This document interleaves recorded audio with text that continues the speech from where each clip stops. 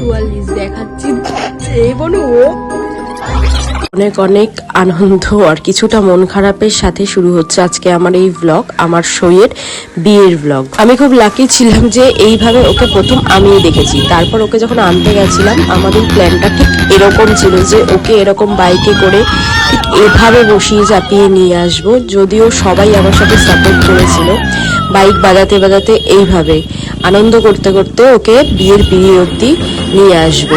আর ঠিক সেটাই হয়েছিল, যেমন ভাবনা তেমন কাজ। পুরো সারা পাড়া কাঁপিয়ে আমরা এভাবে ওকে নিয়ে এসেছিলাম। তারপরে ওখান থেকে বসিয়ে ইচ্ছে ছিল ওখান থেকে পুরো মণ্ডপ অবধি ও গাড়ি করে ঢুকবে, তো তাই হয়েছে। ওকে ওখান থেকে পুরো নামতে দিইনি, পুরো একদম মণ্ডপ অবধি গাড়ি নিয়ে ঢুকেছিলাম। এইসব দেখে তো সবাই মোটামুটি ভাবছে কি হচ্ছে, বউ ঢুকেছে, সহেলির বিয়ে বলে কথা, একটাই কথা সহেলির বিয়ে।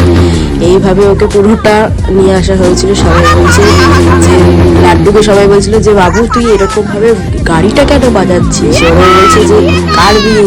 সহেলিদির বিয়ে।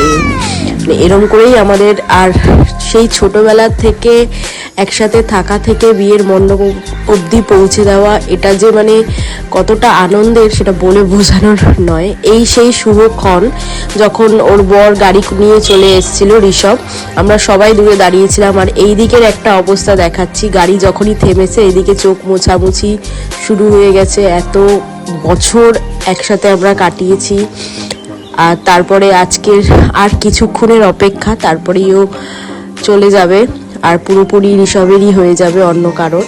তো যাই হোক, ঋষভকে তারপর সবাই মিলে বরণ ঠরণ করে ঠরে সবাই ওদের যা রীতি রিচুয়ালস ছিল, তারপরে শুরু হয়ে গেছিল বিয়ে। যেহেতু ঋষভ অনেকটা লেটে এসছিল, সবাই মিলে পিড়ি তুলছিল, গুড্ডুদা, সায়ন, গজা, সুজিত সবাই মিলে। আর আমরা সবাই দাঁড়িয়ে দাঁড়িয়ে গান বাজনা চলছিল, সিটি দেওয়া চলছিল যে এত বছরের প্রেম ভালোবাসা পূর্ণতা পেল। এই যে আমাদের ব্যাচটা পুরো সবাই ওই টাইমটা দাঁড়িয়ে বিয়েটা আমরা সবাই মিলে একসাথে দেখেছি। এই যে কাকাই সবাই নাচানাচি, মানে কোনো কিছুই বাদ যায়নি ওর বিয়ে বলে।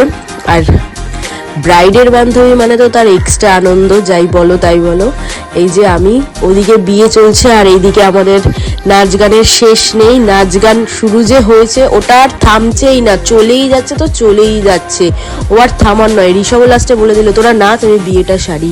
মানে ও জানে যে বিয়েটা ওরা নাচতেই থাকবে, ওদের এখানে থামবে না। আর সব থেকে বড় কথা আমার সাথে হচ্ছে ভাগিদার হচ্ছে এরা, এখন সবাই মিলে একসাথে শুরু করেছে নাচ গান। নাচতে নাচতে তো হয়রান হয়ে গেছে, কিন্তু নাচ থামানো যাবে না। এইটা হচ্ছে সেই শুভক্ষণ যেখানে এক মাতাল আর এক মাতালকে বোঝাচ্ছিল এখন মদটা খাস না, তো সেটা একটু অন্যভাবে। তো এটাই হচ্ছে ব্যাপার। যাই হোক, বুঝতেই পারছো যে এখানে কি গাইস, বিয়ে কমপ্লিট। এখন আমরা রেস্ট নিচ্ছি, আর চলছে না আর পাচ্ছি না শরীর। এই যে কেলিয়ে বৃন্দাবন, এই যে ওদের কমপ্লিট হয়ে গেছে, আমরা এখন আড্ডা মারছি। এবার আমরা পুরো লোককে খেয়ে ফেলেছি আর বৌদি বৌদি বাসর হবে আর নাচ গান হবে না, তা কি করে হয়? শুরু হয়ে গেছিল আমাদের ছাদে আবার নাচ গান। আর এতগুলো মেয়ে মানে নাচটা পুরোপুরি দেখানোর মতো না, যতটুকু দরকার ততটুকু দেখাচ্ছি। বুঝতেই পারছো এতগুলো মেয়ে এক জায়গায় হলে যা হয়, তার উপর আবার সহেলির বিয়ে। আর আমি তখন একটুখানি রেস্ট নিচ্ছিলাম, আর আমার মেকআপটা ভাবলাম একটু তোমাদেরকে দেখিয়ে দিই। হ্যাঁ, এই যে সবাই মিলে বাসর রাত কাটাচ্ছিলাম। আজকে 5:44 দেখাচ্ছি বনু। আমি তো দিদির বিয়ে কাটিয়ে দিলাম, আবার একটু পরে দিদির সাথে বিদায় হবো। দেখে নাও তোমরা। এই যে হচ্ছে এবার হচ্ছে গিয়ে ওর বিদায়ের পালা। সরি শৈলীর বিদায়ের পালা। ঠিক আছে গাইস, এরপর হচ্ছে গিয়ে এবার দেখতে থাকো। কেন এরা হাসছে জানি না, কি হচ্ছে আমি কিছু জানি না, শুধু ভিডিওটা কোনো রকমের তোমাদের সামনে যে কেমন বাসর কাটিয়েছি জাস্ট তোমাদের সাথে শেয়ার করলাম। তোমরা দেখো, এদিকে দেখো, কিছু বলার নেই আমার, আর ভালো লাগছে না। কারণ পরের দিন সহেলির বিদায়, তার আগে মানে তখন তো ভোর হয়েই গেছে, তখনের সিন চলছে এগুলো। সিনের আর শেষ নেই। আর তারপরেই শয়লী চলে গেছিল, তার আগে আমরা লাস্ট নাইট।